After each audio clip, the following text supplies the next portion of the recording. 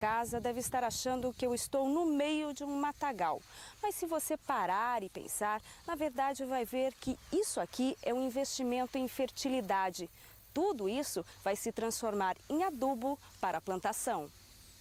Uma pesquisa da Ipagre está testando exatamente esta massa verde, chamada de biomassa, para substituir o adubo químico. Inicialmente, esta área, que era um campo nativo, foi adubada com fosfato natural e calcário. Depois foram colocados 3 tipos de sementes: mucuna, milho e protalária.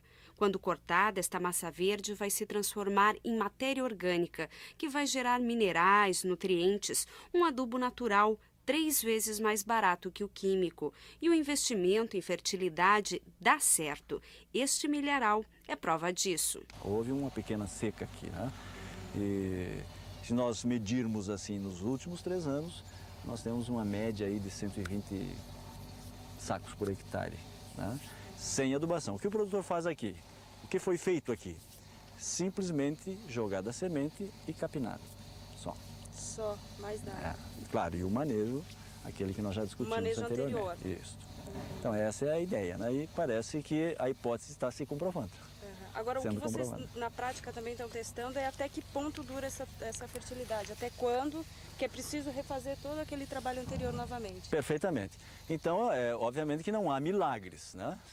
Tecnicamente, cientificamente, as plantas precisam de nutrientes, precisam disso, claro. E elas extraem os nutrientes são levados para fora, né? Então é preciso, e é nosso objetivo, testar em quanto tempo, né, com este novo manejo, é possível, é necessário se fazer uma observação, uma agregação de novos insumos, né, adequados ao sistema. Isso é fundamental. Tá? Então não se sabe até quando vai durar a pesquisa. Então, exatamente, é uma pesquisa de longo prazo, que isso é o que nós estamos fazendo aqui. E a ideia então agora, a partir daqui, nós vamos testar esse sistema continuando assim, por 4, 5, 6, enfim, observar até quando ele esgota, né? Ele produz. Se é que ele esgota, né? Isso também é uma ideia assim, até que ponto chega o esgotamento.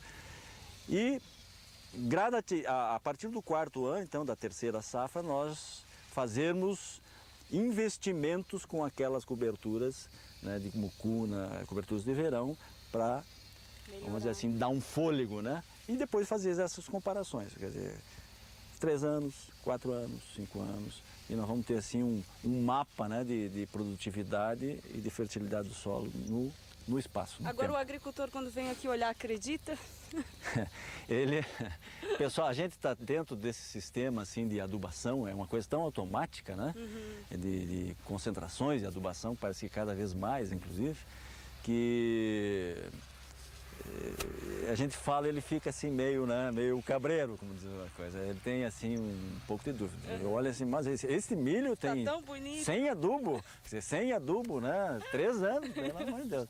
Mas na verdade existe todo um manejo, né? Isso não, assim, não é uma questão de não é mágica, como o senhor falou. Exatamente, não é tão simplista assim, não precisa adubar, não é isso.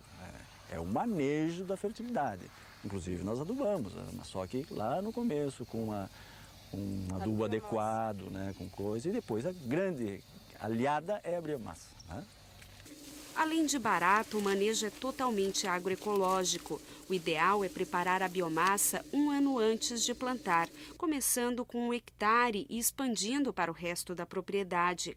Mas o pequeno agricultor, que só tem 2, 3 hectares para plantar e não pode ficar 1 ano esperando, pode adaptar a ideia. Esse é um grande problema, né, no uso de culturas para a produção somente de biomassa no verão, né? Porque no verão, né, existem outras opções economicamente viáveis, né, que é o milho, feijão, soja, o fumo. Isso aqui na região do Planalto Norte catarinense. Nesse sentido, uma opção adequada de produção de biomassa sem comprometer a renda dos agricultores é a utilização, né, de produção de biomassa sobre o solo, exatamente no período do ano em que há poucas alternativas de renda, que é exatamente no inverno. Que é quando ele não está plantando, é isso? Exatamente, porque o agricultor familiar hoje na região do Planalto Norte catarinense não está quase sem opções, né, econômicas para cultivo no inverno. Então nesse período é que seria um tempo adequado, vamos dizer assim, para o uso de culturas, né, para a produção de biomassa e para a melhoria das características do solo. que você aconselha que eles façam, então, nesse período? Existem várias espécies que podem ser cultivadas, né, para a produção de biomassa. Nós temos preconizado que um consórcio entre gramíneas e leguminosas seja uma boa opção para a produção de biomassa e incorporação de nitrogênio no solo, né? Seria aveia preta, ervilhaca... Isso, seriam consórcios como aveia preta mais ervilhaca comum, ou até outros consórcios que contemplem mais do que duas culturas, né? Como, por exemplo, aveia preta, centeio, nabo forrageiro e ervilhaca, né? Seria um exemplo, né? E com esse consórcio, né, há um aumento da produção de biomassa, né? E com isso também há uma melhoria nas características do solo, né? E da capacidade produtiva em consequência. Quer dizer, mexe o solo, colheu, mexe o solo, semeia essas... Como é que é o manejo? Como é que seria o... Não exatamente, porque nós temos trabalhado muito dentro da lógica do sistema de plantio direto, que é um sistema, né, que visa reduzir o revolvimento do solo, né? Então essas culturas, elas devem ser semeadas, né, com o mínimo de revolvimento do solo. Apenas um revolvimento suficiente para a incorporação da semente, para que ela germine e aí estabeleça uma população de plantas para a produção de biomassa.